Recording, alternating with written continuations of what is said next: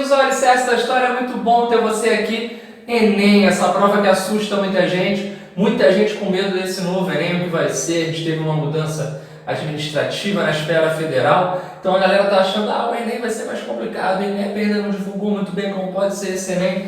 Realmente, galera, a gente perdeu um pouco da referência. O Enem unificado ele existe desde 2009, e de 2009 para cá, a gente teve ali a interrupção do governo do PT a partir da entrada do Michel Temer, em 2016, mas ainda houve a manutenção de um mesmo padrão de prova. Agora, com a mudança na cadeira presidencial, a gente começa a ter um pouco de medo de uma possível intervenção nesse Enem. Como seria esse Enem? Na verdade, não é pensando que ele possa ser mais difícil ou mais fácil. Na verdade, não se sabe muito bem o que estudar de fato para essa prova. Claro que ele tem que obedecer os parâmetros gerais da educação, o currículo geral, o BNCC, mas o que puxar por ali? Já teve muito boato de interferência, já teve fala do próprio ministro da Educação dizendo que uma interferência sobre o Enem seria algo razoável. Então a galera começa a ter um pouco de cuidado, de medo, de um pouco mais de trato com essa prova. Não precisa ter medo, nada de pânico. A gente vai aqui falar um pouquinho sobre essas questões passadas, vou resolver 5 questõezinhas para vocês, para o vídeo não ficar grande. Não acredito que a transição seja feita com muita grosseria, não seja uma ruptura muito grande.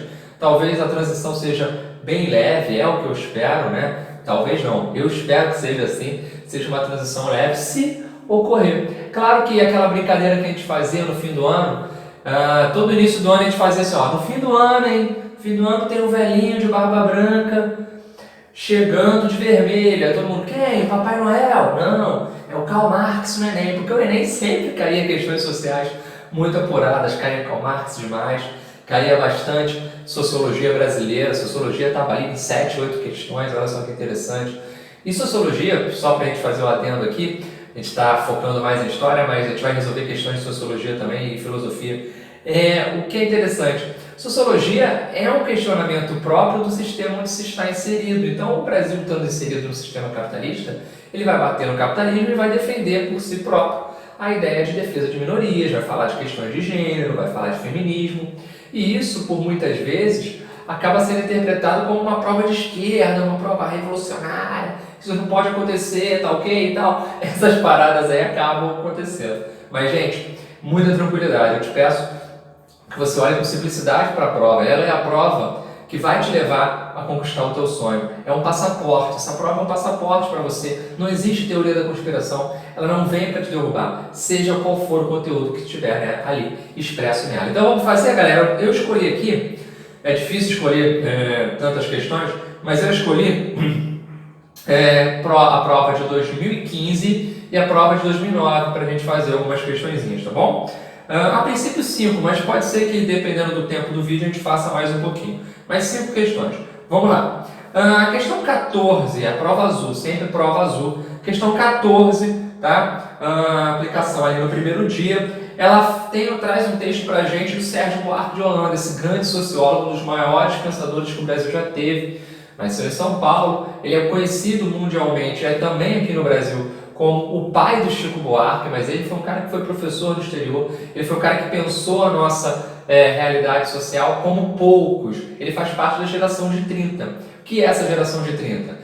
Pessoas como Gilberto Freire, Caio Prado Júnior e Sérgio Buarque de Holanda estão escrevendo ali na década de 30, na verdade a obra do Caio Prado Júnior principal, a formação do Brasil contemporâneo, já é de 1942, mas a gente tem uma importância muito grande deles por ali. O Gilberto Freire escreve em 33, o Raízes do Brasil é de 36, com Sérgio Buarque de Holanda, e o conceito mais importante na obra do Sérgio Buarque de Holanda é o de homem cordial. Ele diz que desde a colonização o Brasil se acostumou a um modelo de comportamento na esfera pública que é uma repetição da esfera privada, ou seja, a gente tem uma dificuldade muito grande. Esse jeitinho brasileiro é o que eles chamam oficialmente de patrimonialismo.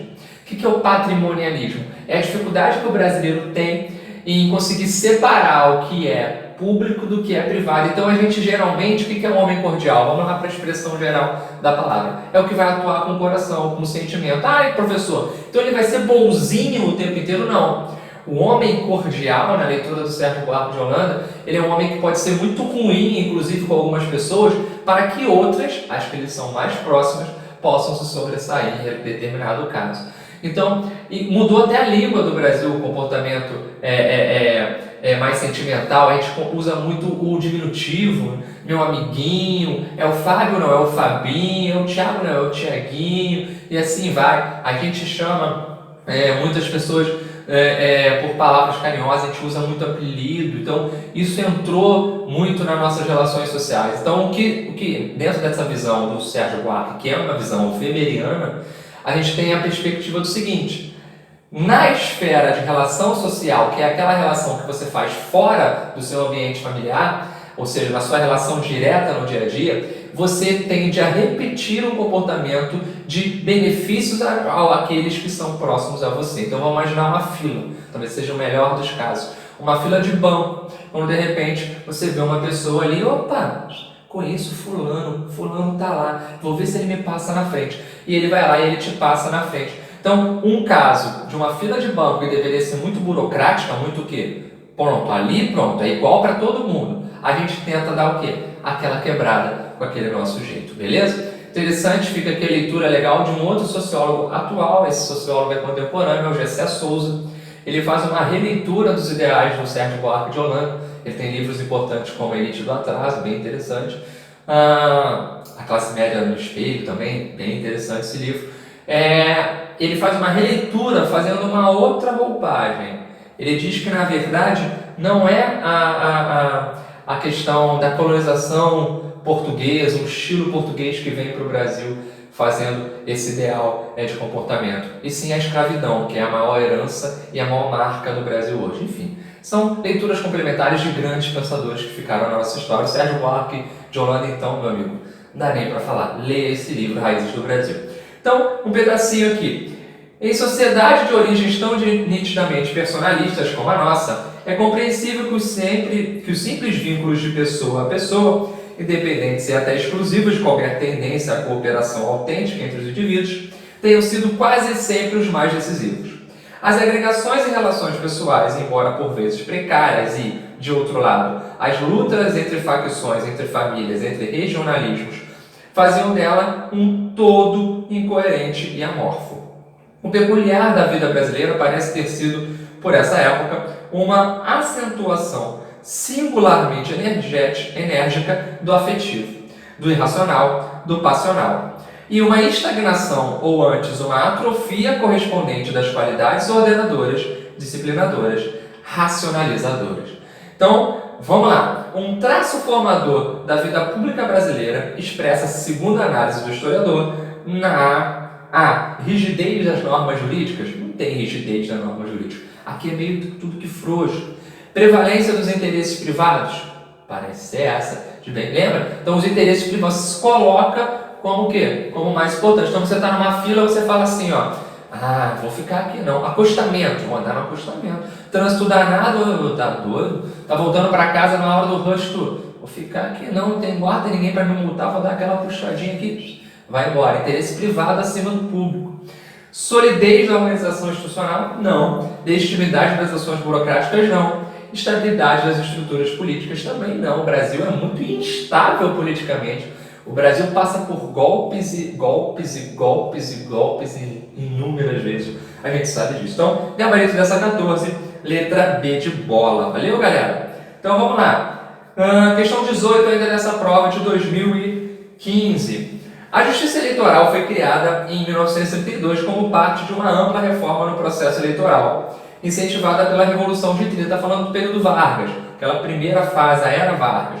Sua criação foi um grande avanço institucional, garantindo que as eleições tivessem o aval de um órgão teoricamente imune à influência dos mandatários. Até então, até a Justiça Eleitoral de 32, não existia um órgão isento, digamos assim, para comandar essas eleições. Então, o que acontecia muitas vezes era o voto de cabresto, o voto era aberto, tinha lá o coronel fazendo o controle sobre essas pessoas, tinha eleição bico de pena, você já viu aqui na Política Oligárquica, tem vídeos especiais aqui no canal sobre isso. Você viu lá também a questão sobre as mesas eleitorais, a mesa eleitoral fazendo um controle muito grande, a comissão verificadora dos poderes. Então vamos lá. Em relação ao regime democrático no país, a instituição analisada teve o seguinte papel. Qual o papel, gente, da justiça eleitoral no regime democrático? Implementou o voto direto para presidente? Não. Até porque nesse contexto, não. Em 34, Vargas é eleito indiretamente. B. Combateu as fraudes sistemáticas nas apurações? Bingo, é isso, claro. C. Alterou as regras para as candidaturas na ditadura? Não. D. Impulsionou as denúncias de corrupção administrativa? Também não. Expandiu a participação com o fim do critério censitário. O critério censitário ele tinha caído já na Constituição de 1891. Então, galera, viu como é que não é difícil? Não é difícil. O gabarito aí é B, bola, bravo. Gente, não é uma questão difícil. É uma questão de Vargas que qualquer um que vai fazer a prova de história no Enem tem que saber pelo menos um pouco de Vargas. Vargas é o cara na nossa história. Né? Você pode não gostar muito dele. Eu nem gosto tanto do Vargas assim. Mas a gente tem que simplesmente bater palma para muitas coisas que ele fez. E outras a gente critica ali, vai feroz dele também. Acontece, é um debate. Galera, vamos lá. Questão 19, é uma charge. O Enem tem essa característica. Sempre charges pra gente. Então, vou te mostrar nessa questão aqui que você não precisa saber a história especificamente para matar a prova do questão, para matar a questão nessa prova. Para matar a questão de história no Enem, de sociologia, de filosofia, de humanas em geral, não é necessário um conhecimento profundo sobre algo.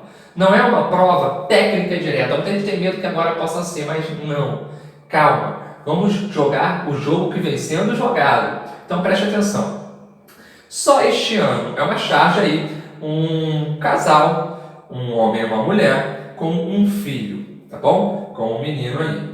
Só este ano já entraram, a mulher está lendo o jornal. Só este ano já entraram no país 3 bilhões de dólares. O pagamento começa a ser feito daqui a 10 anos. O pai passa a mão na cabeça do filho, imagino que seja o filho, né? Tadinho.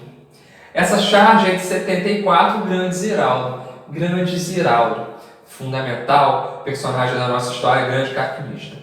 Gente, o que essa questão está falando? Está falando sobre o empréstimo que o Brasil pegou no exterior. E ele passa a mão na cabeça do filho, porque daqui a 10 anos o Brasil vai começar a pagar e a nossa economia provavelmente vai estar bem dependente desse pagamento.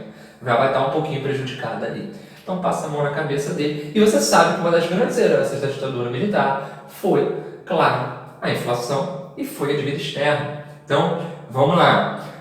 No período de 1964 a 1985, a estratégia do regime militar abordada na charge foi caracterizada pela... Gente, pelo amor de Deus, lê a charge, interpreta a charge, não precisa saber o que está acontecendo no Brasil nesse período, não precisa. Priorização da segurança nacional, está falando de segurança nacional a charge? Não. B, captação de financiamentos estrangeiros, está falando sobre isso? Será? Está falando sobre isso, captação de financiamentos estrangeiros. C, execução de cortes nos gastos públicos? Não. D. Nacionalização de empresas multinacionais, também não está falando nisso. Eco. Promoção de políticas de distribuição de renda. Não, o gabarito aí é B. Questão simples, direta, foi. É isso. Sem pânico. Vamos lá? Deixa eu achar uma outra questão aqui importante. Vamos ver essa 26. Questão 26, tá? É uma questão de filosofia, mas que traz também um traço histórico. Uma característica do Enem, interdisciplinaridade. Você sabe, reta final para o Enem, tenta sempre fazer questões, é importante. Você vai ver que elas são muito o quê? Juntas uma na outra. A natureza fez... 26. A natureza fez os homens tão iguais quanto as faculdades do corpo e do espírito que, embora por vezes se encontre um homem manifestamente mais forte de corpo ou de espírito mais vivo do que o outro, mesmo assim, quando se considera tudo isto em conjunto, a diferença entre um e o outro não é suficientemente considerável para que um deles possa, com base nela, reclamar algum benefício a que outro não possa igualmente aspirar. Thomas Hobbes tinha uma grande máxima. Ficou famoso por essa grande máxima, na verdade. O homem é o lobo do homem. Então, ele vai dizer que a sociedade em geral, os homens em geral, nascem e vivem de disputas. a disputa, o conflito é geral. O que significa um homem ser o lobo do homem? Quer dizer que o tempo inteiro o homem vai tentar esmagar o outro homem. Beleza? Para Hobbes, antes da constituição da sociedade civil, e por isso que o Thomas Hobbes ele é um defensor da política absolutista, porque para ele é necessário que se constitua uma sociedade onde haja uma conservação de poder na figura de uma pessoa mais forte e essa pessoa possa o quê? Guiar ali as situações. Então ele acaba sendo o defensor naquele contexto dos Estados Nacionais modernos, da figura desse rei mais forte. Para Hobbes, antes da constituição da sociedade civil, quando dois homens desejavam o mesmo objeto, eles entravam em conflito. Interessante, parece ser essa. B. Recorriam aos clérigos. Não. Clérigos. A galera da igreja. Não se fala nisso. C. Consultavam os anciãos. Também não. Você vê, não se fala aqui. Apelavam aos governantes. Não. Exerciam a solidariedade. Não. Gabarito. Galera, precisa saber um pouquinho de Hobbes aqui? Precisa. Até que o texto não te dá tanto indicativo. Mas pelo texto, você consegue meio que caminhar. Então, a pessoa que vai crua para a prova, poxa, não estudei quase nada, mas pelo texto você consegue ter um caminhamento legal. Beleza? Então, vamos ver mais algumas questões aqui. Vamos para a prova de 2009. Essa prova de 2009 é a primeira vez que o Enem estava unificado. Hoje, muitas universidades já fazem parte do Enem, outras têm vestibular próprio, essa estadual. Estão ali com vestibulares próprios, mas enfim. A gente acha que ficou mais fácil, outros acham que não. Isso é uma questão de interpretação, beleza? Eu acho que ficou mais fácil pelo fato de você fazer uma prova só e se preocupar só com aquela. Mas ao mesmo tempo tem a questão do seguinte, se tu não está bem naquele dia, ferrou. Antigamente tu podia fazer o vestibular, por exemplo, da UF, da UFRJ, da Unirio, a galera aqui do Rio sabe muito bem isso. Outros vestibulares, você que é de outra parte do Brasil, outros vestibulares também federais que hoje estão só no Enem. Então, muito importante que você cuide bem do seu corpo, cuide bem da sua alma, cuide bem da sua cachola, sua cabeça é fundamental. Calma, muita calma. A gente na vida não é culpado pelo que falam sobre a gente. A gente é culpado somente sobre o que a gente faz, sobre o que a gente consegue fazer. Nós temos um compromisso só com a gente, não com os outros. Então, se você está vendo esse vídeo, se você é pai, se você é irmão mais velho que está vendo esse vídeo junto com o teu irmão que vai fazer a prova, com tua irmã que vai fazer a prova, com o teu filho que vai fazer a prova, tenha paciência com ele, passe tranquilidade para ele. E você, aluno, tenha tranquilidade. Tenha tranquilidade porque isso vai te colocar à frente de qualquer outro obstáculo. Vamos nessa! Questão 53 de 2009, eu separei. O ano de 1968 ficou conhecido pela efervescência social, tal como se pode comprovar pelo seguinte trecho retirado de um texto sobre propostas preliminares para uma revolução cultural. É muito difícil ler no celular aqui. Vamos lá. É preciso discutir em todos os lugares e com todos o dever de ser responsável e pensar politicamente diz respeito a todos. Não é um privilégio de uma minoria de iniciados. Não devemos nos surpreender com o caos das ideias, pois essa é a condição para a emergência de novas ideias. Os pais do regime devem compreender que a autonomia não é uma palavra vã. Ela supõe a partilha do poder, ou seja, a mudança de sua natureza. Que ninguém tente rotular o movimento atual. Ele não tem etiquetas e não precisa delas. Beleza? Esse é um texto documentado no período da década de 60. No final da década de 60 explode no mundo, e principalmente, basicamente em 1968, todo um movimento cultural que vai abalar Brasil, abalar México, chega na Primavera de Praga, você tem um manifesto dos estudantes lá na França também, em Paris se movimentando. O Brasil tem a passeata dos 100 mil ali no meio da ditadura militar. Então, uma mobilização estudantil muito grande, começa estudantil, passa para outras classes, chega na classe dos trabalhadores, tudo isso se expande com muita força. Isso acaba estimulando ideais de debate sobre questões bem interessante, como questões raciais, questões de gênero, questões de defesa sobre o corpo, né, sobre o indivíduo. Então a mulher vai falar muito sobre o aborto, vai falar muito sobre a liberdade feminina, a emancipação feminina. São questões bem singulares no momento, o pacifismo, então não faça amor, não faça guerra. Tudo isso está nesse contexto. Os movimentos sociais que marcaram o ano de 1968 foram manifestações desprovidas de conotação política. Gente, peraí, manifestação social que não tem cunho político não tem sentido. Né? É uma manifestação extremamente forte que tem cunho político. Política é quase tudo. Não dá para falar que política é tudo, porque quando a gente fala que alguma coisa é tudo, ela é nada ao mesmo tempo. Então, política é quase tudo. Política é uma aula como essa política, não tem como tirar, não tem. Beleza? Então essa A não pode ser. B. Restringiram-se as sociedades de países desenvolvidos, onde a industrialização avançada. O Brasil era desenvolvido e, em 68 o Brasil não era desenvolvido, hoje já não é, ainda não é. Então, poxa, por favor. Então, não é. C. Resultaram no fortalecimento do conservadorismo político. Pelo contrário, foi um baque nessa galera mais reacionária, foi um baque no conservadorismo. A galera que queria conservar do jeito que estava, a galera queria mudar. D. Tiveram baixa repercussão no plano político, apesar de seus fortes desdobramentos no plano social e cultural. Não, balançaram o governo. Plano político totalmente afetado. Teve gente ganhando direitos totais de participação política. Então não dá para falar nisso. Eco. Inspiraram, só pode ser essa, né? Inspiraram futuras mobilizações, como o pacifismo, o ambientalismo, a promoção da equidade de gêneros e a defesa dos direitos das minorias.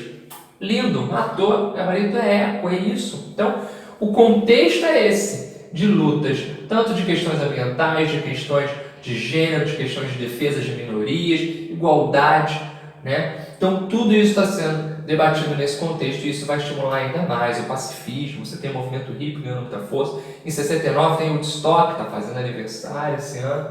Beleza? Vamos ver aqui mais algumas questões. Questão 62. Questão 62 é interessante. Tem um texto aí, vamos lá. A partir de 1942, tá vendo? Vargas sempre, cara. A partir de 42, estendendo-se até o final do Estado Novo, o ministro do Trabalho, Indústria e Comércio, Getúlio Vargas, falou aos ouvintes da rádio semanalmente por 10 minutos, no programa Hora do Brasil. O objetivo declarado do governo era esclarecer os trabalhadores acerca das inovações da legislação de proteção ao trabalho. Ângela de Castro Gomes, a invenção do trabalhismo, grande Ângela de Castro Gomes, grande historiadora. Os programas Hora do Brasil contribuíram para... Hora do Brasil foi criado pelo Vargas e hoje é a Voz do Brasil. O pessoal brinca que Tudo é aquele programa de rádio que faz você mudar de estação. E agora ele pode ser aplicado ali de 7 às 9, né? Então tem que ter uma hora, toda rádio tem que ter, toda estação de rádio tem que fornecer uma hora desse jornal diário, mas antes era sempre 7 da noite, agora não, agora pode ser, né, de um tempinho para cá, de uns anos para cá, de um tempinho para cá, de 7 às 9, então tem uma transição maior, beleza, interessante. Então, hoje fala-se muito sobre o que aconteceu no Senado, o que aconteceu na Câmara dos Deputados, o que o presidente fez, o que tal ministro fez, o que tal deputado falou, tal lei que vai entrar em vigor, tal debate que está sendo feito em tal instância, então aí sim vai. Naquela época que ele surgiu, estávamos no contexto de... Era Vargas, e Estado Novo, ele inclusive, ele não é do período do Estado Novo, mas ele ganha a roupagem que teve e a cara dele no Estado Novo, ele vira de fato Hora do Brasil ali no Estado Novo. E você tem o Vargas, não só o Vargas, mas os seus ministros também, semanalmente aparecendo em programas de rádio. Né? O rádio estava começando a se popularizar, ainda não tinha tido uma popularização tão grande do rádio assim. O rádio era ainda um veículo que não chegava em grandes partes do Brasil. Em 22 é a primeira transmissão de rádio no Brasil, então para você ver, tinha pouco tempo. Então demorou um pouquinho, o rádio vai se popularizar um pouco mais para frente. Interessante disso tudo é que apesar disso, a propaganda era muito efetiva. Então o Vargas usava isso para promover o seu ideal, promover a sua cara de pai dos pobres, a sua cara de pai das leis trabalhistas. Isso ele faz como ninguém, cara. Ele faz como ninguém. Ele faz de forma brilhante. E por isso que ele ficou tanto na cabeça das pessoas. Isso, você pode ter alguém um pouquinho mais velho na tua família, talvez o teu avô, o teu bisavô, dependendo da tua idade. A minha avó, por exemplo, meu avô, fãs totais de Getúlio Vargas. Então a galera que viveu, que viu o governo de Vargas, foi muito influenciada por essa propaganda e até hoje lembra dele com bons olhos. Então, claro, direito trabalhista, não podemos esquecer disso. Depois a gente vai ter a oportunidade de falar sobre se Vargas foi populista ou trabalhista. A gente vai ver tudo isso. Os programas Hora do Brasil contribuíram para conscientizar os trabalhadores de que os direitos sociais foram conquistados por seu esforço após anos de lutas sindicais. A ideia não era essa. Por mais que as lutas sindicais ocorressem, por mais que tiveram vários anos de luta, sim, foi uma conquista, foi um esforço muito grande, mas o programa Hora do Brasil não queria mostrar isso. O que o programa Hora queria mostrar? O programa Hora do Brasil queria mostrar que Vargas foi o cara mais fechamento do mundo que deu lá esses direitos. Bem, promover a autonomia dos grupos sociais, também não. Ser estimular os movimentos grevistas, também não, galera. Não vai estimular, não pode ter greve no Estado Novo. Governo Vargas, consolidar a imagem de Vargas como governante protetor das massas, isso, delta, aumentar os grupos de discussão política dos trabalhadores, estimulados pelas palavras do ministro. Também não, galera. Então, gabarito aí é o que fala sobre Vargas, protetor das massas. Gente, espero que você tenha gostado. Nem sei quantas questões a gente fez, mas o nosso tempo chegou ao final, senão vai ficar muito longo esse vídeo. Espero que você tenha muita calma, muita tranquilidade. Vamos trocar uma ideia lá no Instagram se tu precisar. Foco na prova. Pense que ela é um jogo de 90 minutos na primeira parte e 90 minutos na outra parte. 180 minutos de jogo. Você vai ter um primeiro jogo agora, nesse final de semana, e depois você volta a aquelas matérias que não são muito legais não, aquela parte aí que tu não pode até esquecer. Mas enfim, tô brincando. Você vai fazer lá a parte tecnológica depois. Então, boa sorte nessa prova. Espero que você tenha muita calma. E deixa aí seu like, curte, se inscreve no canal, ajuda a divulgar a gente pro nosso trabalho.